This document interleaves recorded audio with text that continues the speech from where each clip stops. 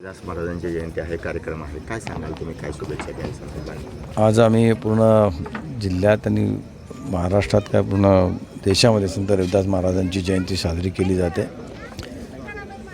तशीच आज आमच्या भुसावळमध्येही साजरी झाली, जळगावलाही साजरी झाली आणि आज वरणगावमध्ये दरवर्षाप्रमाणे संत रविदास महाराजांची जयंती साजरी होते.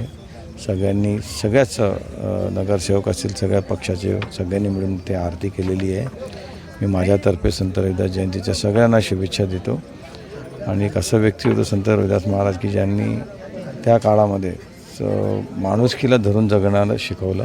जातपात धर्म न बघता माणूस म्हणून कसं जगावं याचे धडे त्यांनी त्या काळात दिले. म्हणून संत रविदास महाराजांनी दिलेले धडे आजही तेवढेच महत्त्वाचे आहे. माझ्यातर्फे पुन्हा एकदा सगळ्यांना संत रविदास महाराज जयंतीच्या शुभेच्छा.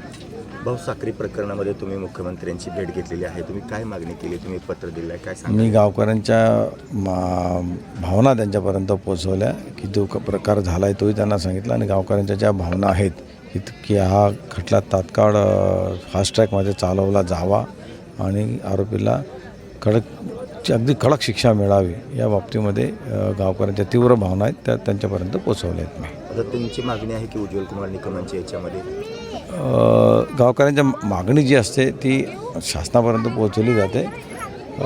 शासन नियुक्ती करत असतं, त्याच्यामुळे मी पण गावकऱ्यांच्या ज्या भावना आहेत त्यात पण पुनश्च एकदा आदरणीय मुख्यमंत्र्यांपर्यंत पोहोचेल की अशी त्यांची मागणी आहे. त्यांची नियुक्ती करायला कायद्यानं जर देता असलं तर निश्चितपणे हे देण्यासाठी प्रयत्न करू.